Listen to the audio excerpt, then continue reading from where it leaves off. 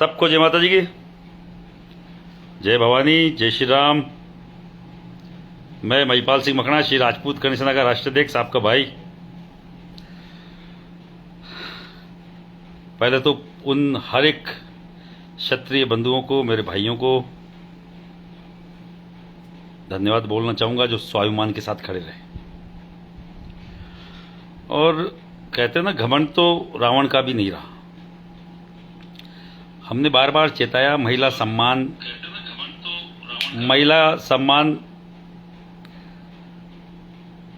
बहुत बड़ी बात होती है, किसी भी समाज की महिला हो। हमने गलत मांग नहीं रखी थी।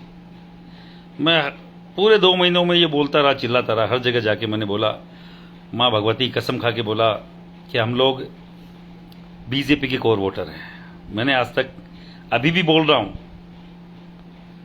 बीजेपी के कोर वोटर हैं।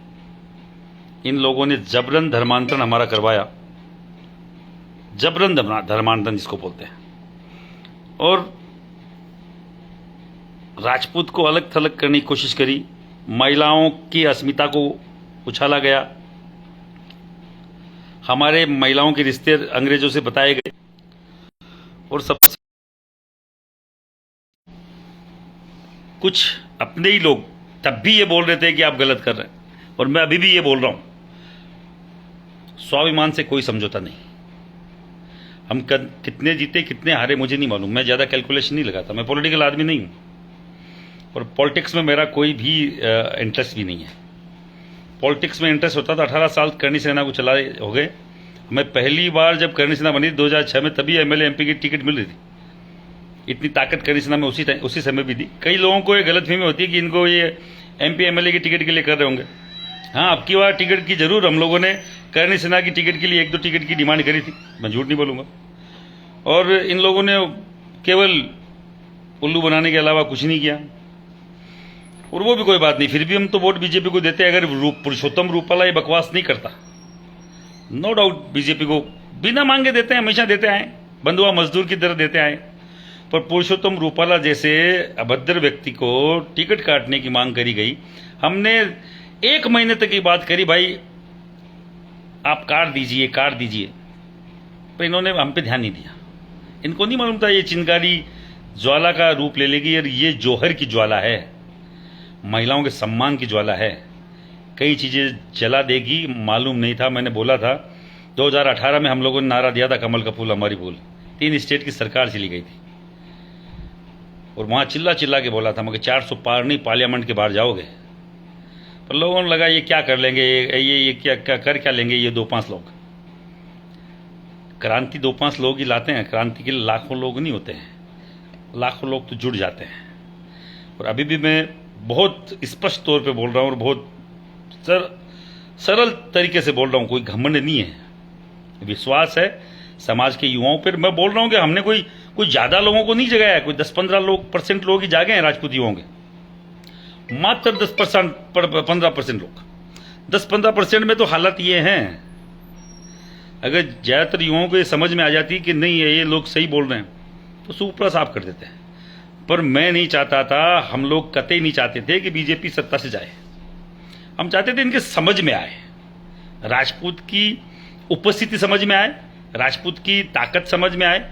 जो राजपूत इनको बिना मांगे सब कुछ दे रहा था, वो चीज समझ में आए। ये जो अदर कास्ट के लोग जो बीच बीच में लिख रहे हैं, भाई इनका ख्याल करो, इनको थोड़ा सा जवाब लिख रहा है जयचंद। साले जयचंद जी का नाम बहुत सम्मान से लिया जाता है। ये बीच में जो भी लिख रहे हैं, इनको एक बार थोड़ा बोलना क्या होता है जयचंद जी। जयचंद जी क्या थे इनको मालूम ही नहीं है। हर कोई राजपूत समाज का व्यक्ति मिलता है क्या तुम्हें गद्दार साबित करने के लिए? तो मैं आपको बोल रहा था, राजपूत की ताकत क्या होती है पूरे देश को समझ में आ गई, पॉलिटिकल पार्टियों को समझ में आ गई। हाँ, ये सरकार में रहे, पर उतना इनको मालूम रहे कि राजपूत की ताकत क्या है। 400 पार भी जाते भाई, मैं बोल रहा हूं 1,00,000% 400 पार जाते अगर राजपूत साथ होता तो। पर राजपूत को साथ नहीं लिया, तो तुम्हारी हालत ये है।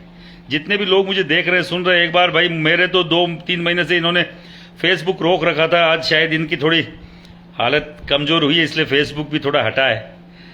1000-2000 लोग देख रहे हैं, तो उन सबसे बोलना चाह रहा हूं, एक बार सबको ये मैसेज पहुंचाओ और शेयर करो कि ये राजपूत की ताकत थी।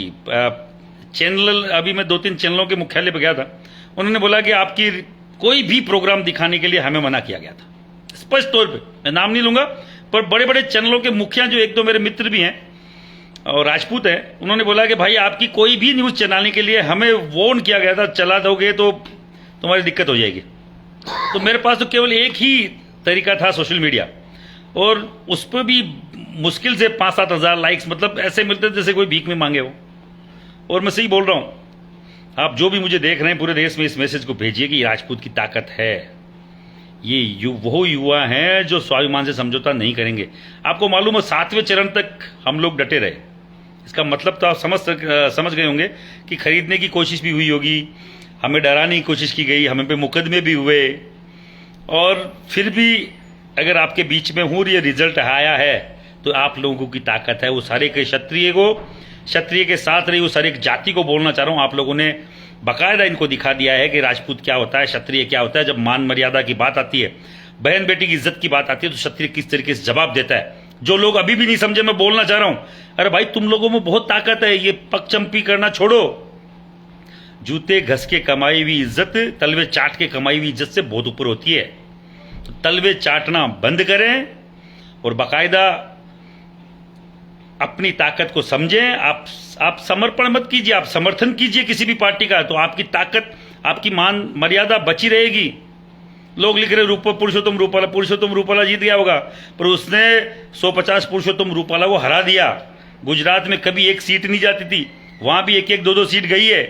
हरियाणा में क्या हाल हुआ, राजस्थान में हमारे, मैंने पहले दिन बोला था 8 से 10 सीट खा जाएंगे, छाती ठोक के बोला। लोग बोल रहे दूसरे लोगों की वो नाराजगी है। अरे वो लोग तो नाराज ही थे भाई, कभी वो कोर वोटर रहे ही नहीं भाजपा के।